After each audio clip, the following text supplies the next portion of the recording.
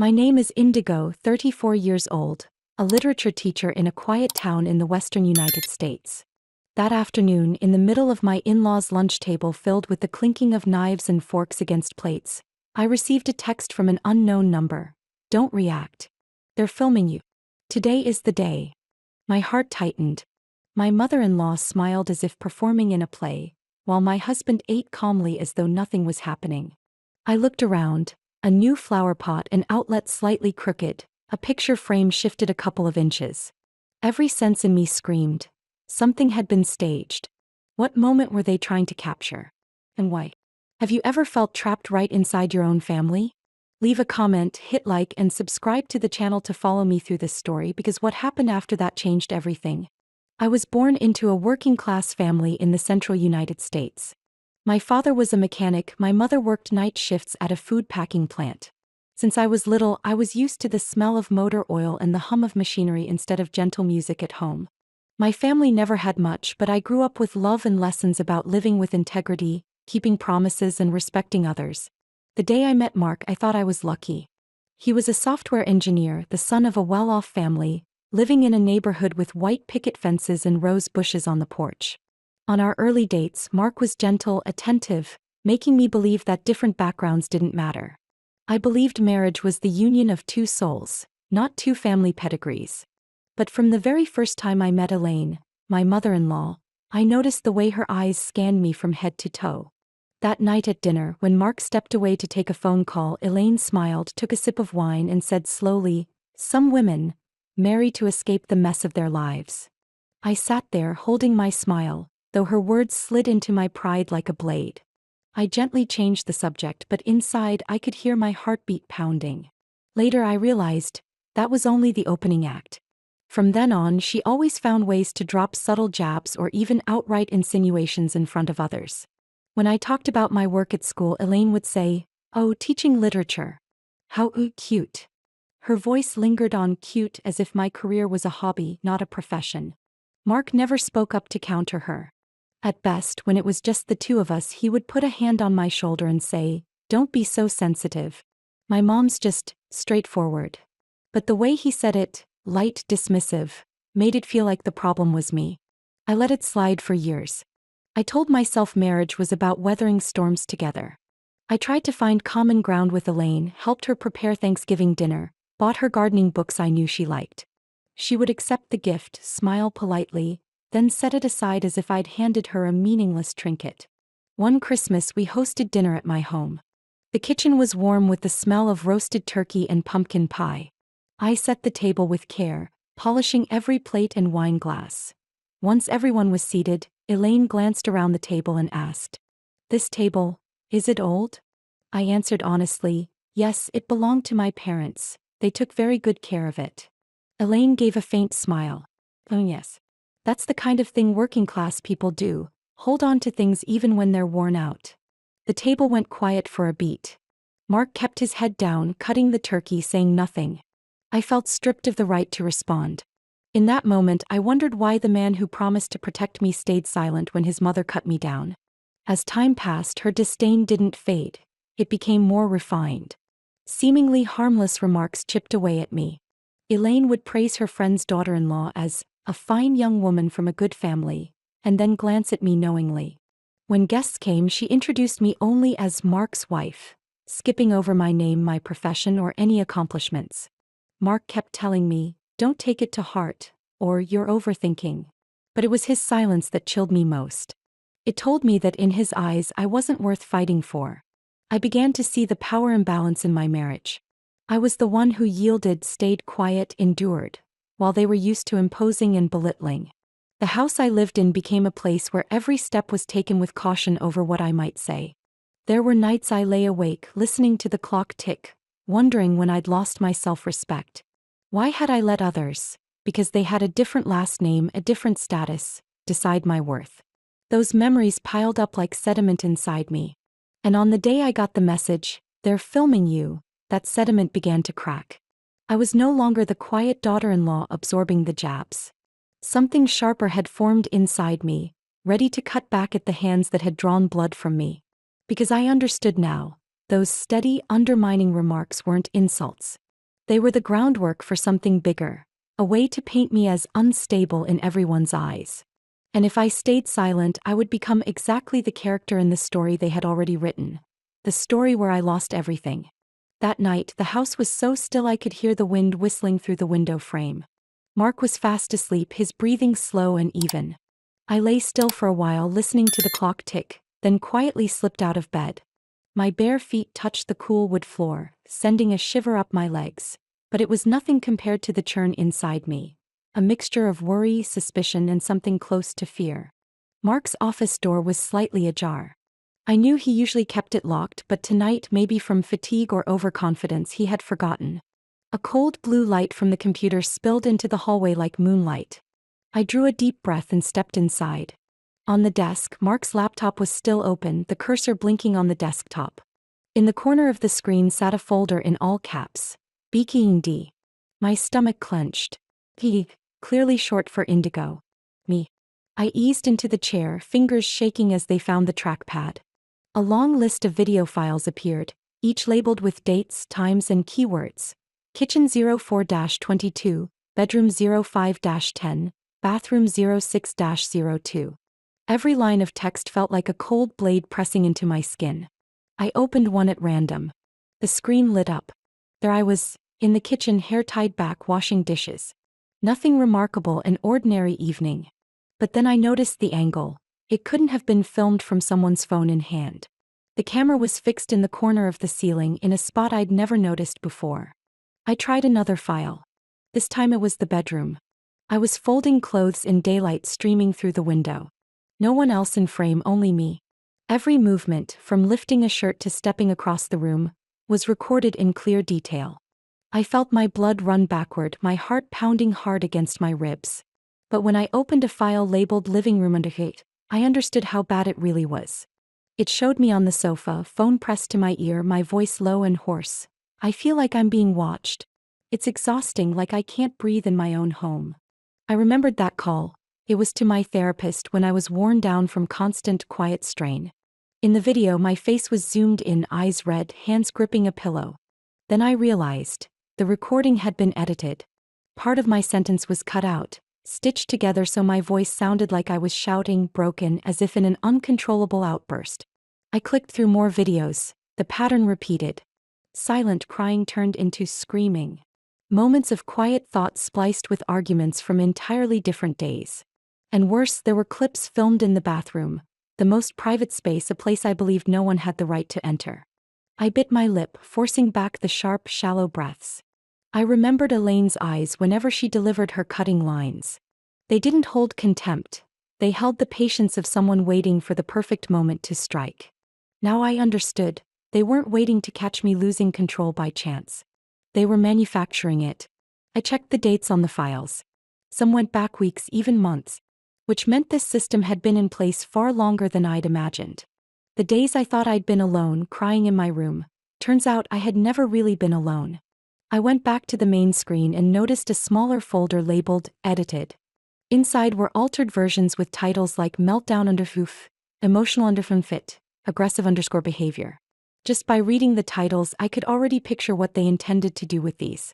Everything was being prepared as evidence to paint me as an unstable wife, unfit to raise my child.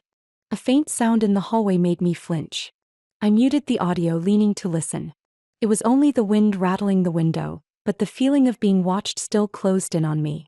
I glanced toward the door, then back at the screen, opening one last file. It was footage of me playing puzzles with Ethan in the living room. My voice in the video was gentle. "You're doing great, Ethan. One more piece here." But the edited version was completely different. Ethan's laughter had been cut out, replaced with heavy silence, followed by a line from me at a different time. "What are you doing? That's not right." It sounded like I was scolding him, even though that day I hadn't raised my voice once. I felt as if the ground beneath me had collapsed. In my mind, all the pieces began to connect. Elaine's insinuations, Mark's silence, the times I felt someone was watching but couldn't prove it. And now the proof was right in front of me, undeniable. I shut the screen, grabbed my phone, and took photos of the entire file list and a few key clips. I knew I couldn't delete or move them now. If Mark noticed, they'd have a reason to accuse me of tampering with evidence. But I also knew that from this moment on, I would no longer step into this room as a wife. I would walk in as someone collecting evidence against an enemy. The wind still whispered outside the window. I scanned the room once more. Every book on the shelf, every framed picture, even the wall clock, any of them could hide an invisible eye. I stepped out, closing the door behind me, but in my mind, that door had opened into another world. One where every smile, every word of mine could be twisted into something against me. I was still frozen in front of the black screen after closing the BKD folder when my eyes landed on another small file buried deep in the drive. It wasn't stored with the videos but tucked inside a folder called Voice Memos. I opened it. There were only a few audio files, but one was labeled E-meeting_03-18. I clicked. The first voice was Elaine's, so clear it felt like she was right behind me. If she loses it once in front of the boy, we have grounds. Full custody, the house, everything. I clearly heard Mark on the other end of the line. She's been holding it together too well lately. Maybe we need to push a little harder. A soft chuckle from Elaine, then the snap of fingers as if she'd just thought of something. I leaned back in the chair, my hand still resting on the mouse, ice cold. In that moment, every cutting remark, every look of disdain, every time Mark stayed silent, all formed a clear picture. This wasn't just personal. This was a plan, and I was the target. I opened another file labeled Ethan_room_05-07. The screen showed my son's bedroom. Ethan was sitting on the bed, hugging his brown teddy bear. Elaine took a seat next to him, leaning closer, her voice low and measured. "Mommy's going to leave soon and you'll stay here with us." Ethan looked up, his big eyes wide, his voice trembling. "Why? Did I do something?" Elaine stroked his hair. "No, sweetheart. Mommy doesn't want to stay. But we'll take care of you." I watched Ethan drop his gaze, clutching the bear tighter. I stopped the video, but the image lingered in my mind. The way she planted a false truth in a child's head, the way she played the role of protector. All to prepare for the day they planned to separate me from my son. I stepped into the hallway. The house was dark and silent, the only sound the ticking of the living room clock. I passed Ethan's bedroom. The door was ajar. I pushed it open gently, and the glow from his moon-shaped nightlight fell across his sleeping face. He was curled up, breathing steadily, teddy bear still in his arms. I eased onto the bed's edge, tracing my fingertips over his small hand. In that moment, all my confusion solidified into one truth. They didn't want to hurt me. They were preparing to erase me from my son's life. In my head, Elaine and Mark's conversation echoed, every word etched deep. Full custody, the house, everything. They wanted my child, my home, and maybe even my freedom. I went back to the office, sat down, and replayed the first audio file. This time I listened slower, analyzing each word. It wasn't only a scheme to take custody, they also mentioned lawyers, grounds, and documented behavior. The spliced videos, the twisted words. Those were the documented behavior they were building. I opened another file, notes and it was Mark's voice. Week 1. Mom will take Ethan for more bonding time. Try to schedule Indigo's parent-teacher conference on the same day to create conflict. Week 2. Record any argument about finances. Edit to remove context. Week 3. Introduce the topic of her mental health in front of Ethan. Ask if she's feeling better today. I closed my eyes, forcing back the tears. I knew I was facing a calculated legal battle, far beyond anything that could be settled by family talk. I gathered the evidence. Every audio file, every video I copied onto an external hard drive. I set a new password on my personal computer, created a completely private email account, and sent the files there. Every action was slow, deliberate, because I knew once they realized I'd found out, they would change tactics, and I wouldn't get another chance. The sound of Mark shifting in bed made me pause, listening. Once I was sure he was still asleep, I kept working, my hands steadier than before. When I closed the hard drive, I looked around the office again. Everything was exactly as it had been when I entered, except for me. The part of me that endured in silence for the sake of peace had faded away. I was a mother who had realized her son was being turned into a pawn by adults willing to twist the truth to get what they wanted. And I knew from here on, every step, every word I spoke would have to be carefully measured.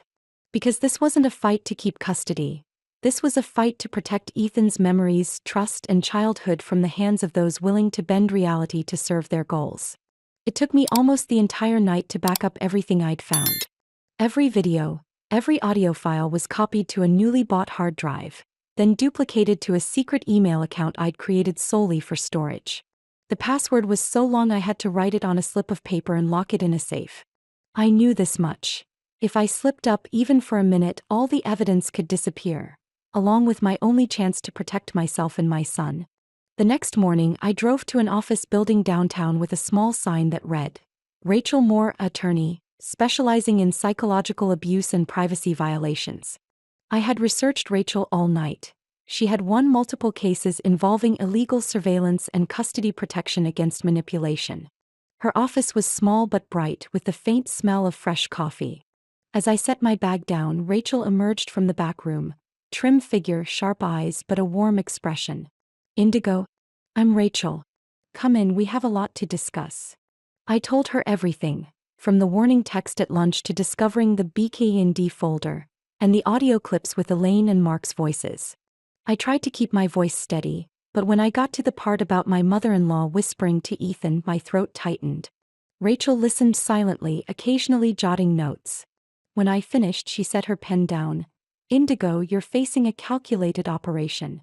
This isn't a family spat. This is a serious invasion of privacy combined with psychological manipulation of a child.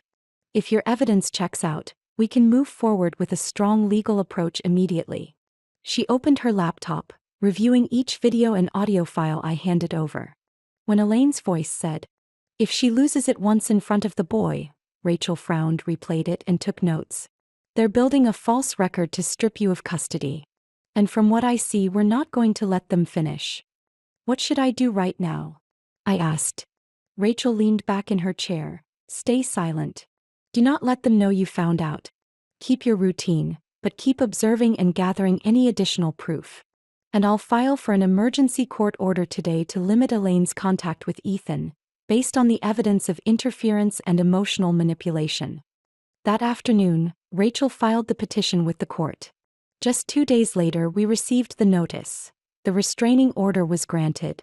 Elaine would not be allowed near Ethan without me or an assigned supervisor present. The evening we got the news, I was cleaning up the kitchen when my phone rang. It was my neighbor, Mr. Peterson, who lived 2 houses down. Indigo, I think you should know. Someone's hanging around your car. I've got my security camera on. Want me to send it to you? My heart pounded. Yes, please.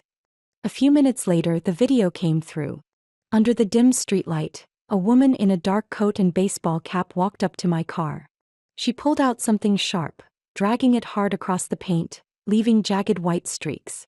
When she looked up, I didn't need a second glance to know. It was Elaine. I didn't feel the rush of anger I'd expected. Seeing her face on that screen only brought a coldness, as if whatever I'd known of her had died long ago. I called Rachel immediately. After hearing me out, she said, Keep that video. We'll add it to the file. This is clear evidence of retaliation, something the court will see as a direct threat to you and Ethan. The next day, I took the car to the shop for repainting. The mechanic studied the scratches, shaking his head. You must have someone who really hates you. Fresh paint and they do this. I gave a faint smile. No one needed to know the real story, not yet. In the days that followed, Elaine didn't show up, but I knew she wouldn't stop. Mark acted as if nothing had happened, but I noticed he came home earlier and often went into his office, locking the door. I didn't ask. I was getting used to watching silently instead of confronting outright. One afternoon, as I picked Ethan up from school, he asked, Mom, how come I don't get to stay at Grandma's anymore? Because I want us to have more time together. Is that okay with you? Ethan nodded, though his eyes still held questions. I knew what Elaine had planted in his mind wouldn't disappear overnight. And that was exactly why I had to see this through. With Rachel beside me, the weight of being alone began to lift. But I also knew this was just the first step. The restraining order was only the first shield, and to protect Ethan, I would have to build many more layers. As for Elaine, she had laid the first brick in the legal wall that would keep her out of my son's life forever. That morning, I got a short text from Kelsey, Mark's sister-in-law. Can we meet? This is important. Kelsey had always been the quiet onlooker in all my in-laws' drama. She never openly took Elaine's side, but she never stood with me either. Like a guest at a play, not clapping, not leaving. I replied, "Where and when?" Kelsey chose a small coffee shop on the corner, the kind no one in my in-laws' circle frequented. I arrived 10 minutes early. The place was quiet, with soft jazz playing and the smell of fresh roast in the air. I took a corner table back to the door so I could see everyone who came in. Kelsey walked in wearing a beige sweater, hair tied neatly back. Her eyes wavered when she saw me, as if gauging my reaction before sitting down. "Thanks for coming," Kelsey began, her hands tightening on her small handbag. I waited to see what she would really do. She glanced around, then pulled a brown envelope from her bag, setting it on the table. "You need to see this." I opened it. Inside was a stack of printed emails, the subject line hitting me like a blow. "Plan, if Indigo snaps." Each page listed in detail the timing to start recording, the baiting lines, the trigger scenarios, all laid out clearly, even with checkboxes for when they were completed. Week 1. Bring up Indigo's background during a family meal. Week 2. Ask about her mental health in front of Ethan. Week 3. Start a financial argument, record the reaction. Week 4. Revisit old conflicts with friends, add audio to make it sound like she's yelling. I read every line, my fingers gripping the edge of the paper so tightly it crumpled. Every word confirmed what I had known but had never seen this clearly. This wasn't a string of random acts. This was a script. "Where did you get this?" "Mom's email. I saw it by accident when I borrowed her laptop to register for a class." "I know. I should have given it to you a long time ago, but you were afraid." I cut in, my eyes never leaving the papers. "Mom pays my rent. I don't have many options." But when I saw her starting to pull Ethan in, I couldn't sleep. The boy hasn't done anything wrong. I lifted my gaze to Kelsey. For the first time I saw real regret in her eyes, not the polite kind. "And this," she continued, pulling a black USB drive from her bag and placing it beside her untouched coffee. "It's the draft of the petition Mark's planning to file. He wants full custody of Ethan. It includes clips from the edited videos as proof you're mentally unstable." I picked up the USB, feeling it heavier than it should have been. Heavy with what it contained and with what it meant for Kelsey to hand it to me. "I know giving you this means I'll lose everything from Mom," Kelsey said softly. "But I can't stand by and watch again." Inside me was a strange mix of gratitude and caution. I hadn't forgotten her silence when I was mistreated, but today she had stepped out of her safe zone. "Thank you," I said, my voice quiet but firm. "You've given me something they never thought I'd have." Kelsey gave a small, sad smile. "Be careful. Mom, when she's decided on something, she doesn't stop." We parted outside the cafe. I watched her walk briskly down the street, small frame but steady steps. In my mind were the words from those emails, the checked boxes like a project plan. I now had a crucial piece to start turning the game around. When I got home, I set the USB and papers on my desk and opened my personal laptop. I copied everything, saving it in multiple places. An external drive, my secret email, and a cloud storage account no one in my in-laws' family knew existed. The screen showed a new folder labeled Counterplan. Inside, along with what Kelsey had given me, I added the videos and audio I'd already collected. As I stared at that folder, it felt like the first solid wall stood between Ethan and the hands trying to pull him away from me. And I knew from this moment on I wouldn't be defending. I would start attacking. I spent the rest of that afternoon at my desk, staring at the stack of emails and the USB Kelsey had given me. Nearly everything I needed to flip the situation was in my hands. But I understood. If I wanted to strike at their weakest point, I needed more than to present evidence in a courtroom. I needed a stage and an audience. The idea came when I glanced at the wall calendar. My birthday was a little over 3 weeks away. Every year, Elaine would put on a cheerful family dinner for me, full of fake compliments, as if she were the most thoughtful mother-in-law alive. I would use that exact occasion to stage a different kind of script. I sent a message to the family group chat. "This year I want us to have a healing dinner. Somewhere really warm and cozy. I'll handle everything." As expected, Elaine replied right away, finally thinking straight. "I'll be there." Mark sent a thumbs up emoji and a few other relatives confirmed. I didn't stop there. I invited several of Mark's close friends, and more importantly, a few major business partners of Elaine's, people she would never want to embarrass herself in front of. The restaurant I chose was upscale but discreet, tucked at the end of a small street. The private dining room had large glass doors overlooking a garden, but more importantly, it had a modern sound system, lighting, and a projection screen. I scheduled a meeting with the manager to explain a surprise program for the evening. Next was the technical setup. I called an old friend of my brother's, David, a sound and event technician. He was discreet, the kind who'd handled sensitive situations for clients without a single leak. When I told him I wanted to play a video at a specific moment without anyone knowing beforehand, he asked only one question. Do you want them leaving the table quietly, or in total shock? I want them speechless, I replied. David smiled. Then leave it to me. In the days that followed, Rachel, my attorney, and I went through every video, every audio file. We chose the clearest evidence. Elaine and Mark's words that couldn't be denied. Original footage side by side with the edited versions designed to make me look out of control. I wanted everyone to see exactly how they had cut, spliced, and fabricated. We need to make sure nothing can be cut off midway, Rachel reminded me. They'll try everything to shut it down. David will password lock the control panel. Only he and I will know it. On the day of the dinner, I wore a simple navy dress, hair neatly pinned, makeup light. I wanted to look calm, showing no sign that I was ready for a confrontation. When I stepped into the private dining room, Elaine was already there in a cream suit, laughing with a group of her friends and a few business associates. Mark stood nearby, hands in his pockets, wearing that familiar half-smile. Indigo, you look different, Mark said, his eyes scanning me head to toe like he was taking stock. Better or worse? I asked evenly.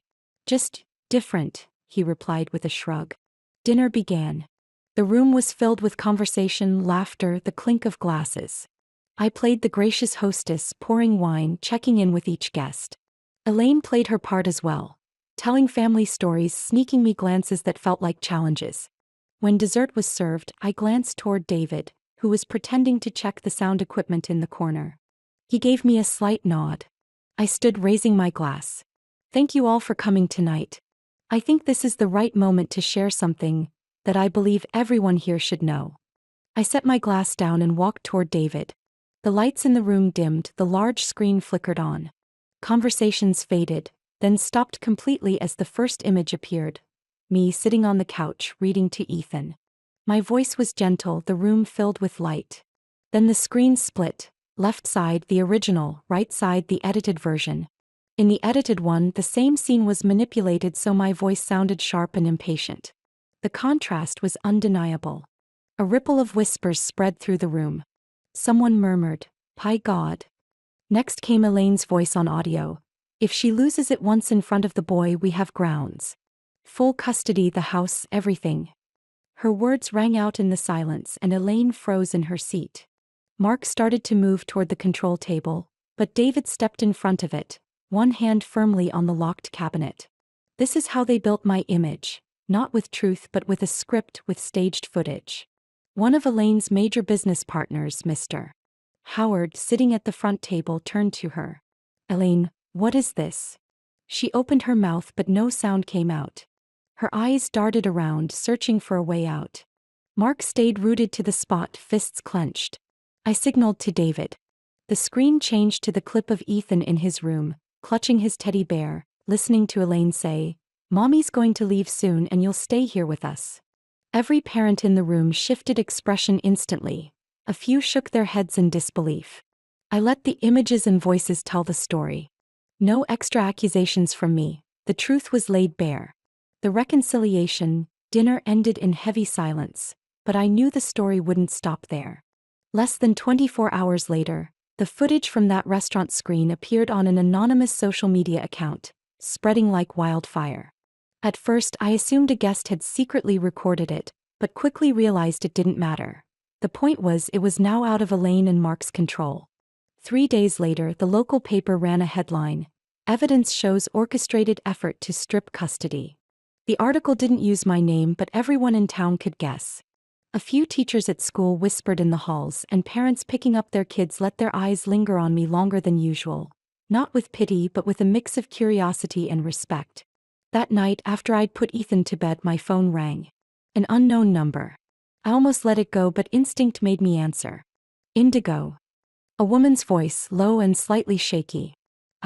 I'm Lillian Carter. We've never met. But I need to tell you something. I heard her inhale deeply as if bracing herself. Mark did the exact same thing to me. Years ago before he met you. And he didn't do it alone. The person who helped him was Thomas Blake, his law firm partner. The name made me pause. Thomas Blake. Mark had mentioned him a few times, always with respect.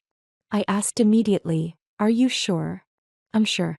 I have emails and an entire plan. They used to make me look unstable, then take custody of my daughter. I didn't win. I gave up." Her voice caught. "But when I saw your situation, I knew they were still at it.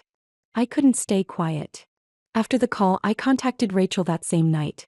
The next morning, we met in her office. She listened, then nodded. "If Lillian has proof, we can connect the cases. That way, Mark isn't acting on his own. He's part of an organized pattern of misconduct." We arranged to meet Lillian that weekend at a small cafe. She brought a thick folder of documents, copies of emails, wire transfer receipts, and screenshots of messages. In them, Thomas not only took part in the planning but also directly instructed how to edit videos and script emotional trigger scenarios.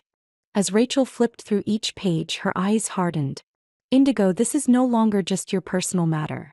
This is a pattern of illegal, systematic behavior. Thomas manages Mark's finances, but he's also behind at least 3 other custody cases we've found in public records, all showing signs of fabrication. If he's the key player, then we need to break him where his credibility is strongest." Rachel caught on immediately. "You're thinking of the law firm's annual charity gala?" It was a major event held once a year, where Thomas and his partners appeared before the press, donors, and high-profile guests. Mark usually attended as family. I knew that if the truth exploded there, it would be a direct strike at the reputation Thomas had built his entire career on. We began planning.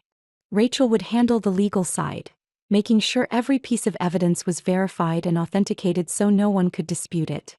I would take care of the stage, choosing the right videos, emails, and testimony to make the strongest impact in just a few short minutes. A week before the event, I got a text from an unknown number. "Stop or you'll regret it." No name, no image. I forwarded it to Rachel immediately. She said, "That's the reaction of someone who knows they're about to lose everything." We kept going. Lillian agreed to be present at the event if needed, but I told her to stay backstage. Her presence, along with her file and testimony, would be the final blow if Thomas or Mark tried to deny anything. The day before the gala, Rachel called me. "Everything's ready. The video you wanted to play has been edited to include the financial evidence and Thomas's email instructions. Once it's up, no one in that room will be able to say, 'This was just a misunderstanding.'" I still remember the warm golden lighting in the hall that night, the kind designed to make people feel safe, comfortable, and off guard. On stage, Mark and Thomas stood side by side, both in crisp suits, smiling through applause as they talked about family values and community responsibility. I sat in the middle rows, my hand gripping the USB in my coat pocket. Cold sweat prickled my palms, but Rachel's voice echoed in my head. "All you have to do is hand it to the technician at the right moment. The rest is set up so it can't be stopped." When Mark finished his speech, I stood. My heels clicked softly on the wooden floor, each step to the front marking a heartbeat. I gave the technician at the control table a polite smile, handed him the USB. "Play it when I nod." I stepped close to the stage, turning the microphone toward me. "Sorry to interrupt," I began, my voice so calm it surprised even me. "But before everyone leaves here with the beautiful stories you've heard, I think you should see another part of the truth." Mark flinched, stepping toward the mic. "Indigo, this isn't the..." I gave the technician a small nod. The hall lights dimmed, the big screen behind the stage came to life. The first image was an email with the subject line, "Plan. If Indigo snaps," every line clear under the pale blue glow. Then came side-by-side videos. On the left, the original of me playing with Ethan. On the right, the edited version making it look like I was shouting at him. A murmur spread across the audience. Then Elaine's voice rang out through the speakers. "If she loses it once in front of the boy, we have grounds." Full custody, the house, everything. I glanced down to see some donors exchanging sharp, uncomfortable looks. A woman in the front row shook her head repeatedly, while the director of the charity fund got up and walked out. The screen shifted to financial documents, Thomas's transfers to Mark, paired with emails instructing how to fabricate evidence for a custody win. Finally, Lillian's recorded statement appeared, her voice shaky but firm as she described how she'd lost custody of her daughter to the exact same tactics. Mark tried to cut in, "This is doctored." But his voice was drowned by a wave of whispers and a few sharp "shoo" from the audience. Thomas had stepped back entirely, face pale, one hand hidden behind him like he needed something to hold on to. When the video ended, the lights came back up. I didn't add another word of accusation. I closed the mic and stepped down. The silence wasn't resistance. It was the heavy space left after lies had been stripped bare. 3 days later, headlines read, "Blake Partners Law Firm Under Investigation for Evidence Tampering in Custody Cases." Criminal charges against Mark, Elaine, and Thomas were filed almost simultaneously. The court upgraded my protective order over Ethan to full custody with no contact from his father's side. I sold the old house and moved to a small town up north, where the elementary school was only a few blocks away and the park was lined with old maple trees. Life slowly settled. I taught part-time, spent afternoons picking Ethan up, baking with him, or reading on the porch. One early autumn night, as I'd finished folding laundry and was about to turn in, a knock sounded at the door. The porch was empty. Only a plain white envelope lay neatly on the mat. Inside was a photo of Ethan standing in the schoolyard, backpack on, looking off into the distance. On the back, 3 words in thick black marker: "We're not done." A chill ran down my spine. I moved quickly to the living room window. Under the dim yellow streetlight, a black SUV was parked at the curb, its windows so tinted I couldn't see inside. The engine was off, but I knew someone was in there watching the house. My heart pounded, but my mind was unnervingly clear. They had lost everything they'd tried to take from me, but the obsession remained. And now it was sitting across the street, silent, waiting. I reached for my phone and called the local police. By the time I looked outside again, the SUV was gone, leaving only an empty patch of pavement under the light. But that emptiness didn't feel safe. It was a reminder that the battle might be won, but the war had never truly ended. Maybe no one will ever really understand what it's like to live always looking over your shoulder, unless they've been there. I've learned that sometimes victory doesn't mean perfect peace. It means having the right to keep protecting what you love, even knowing the shadows are still out there. This story for me isn't about revenge. It's a reminder that a mother's love can outmatch any scheme, and that the truth, no matter how deeply buried, will find its way into the light. What about you? If you were in my place, would you fight to the end or walk away to find peace for yourself? Share your thoughts in the comments. I'd truly like to hear them. And if you want to keep following real-life stories about family, love, and the fight to protect what's right, don't forget to subscribe. There are many more stories to come, and one day you might find your own reflection in them.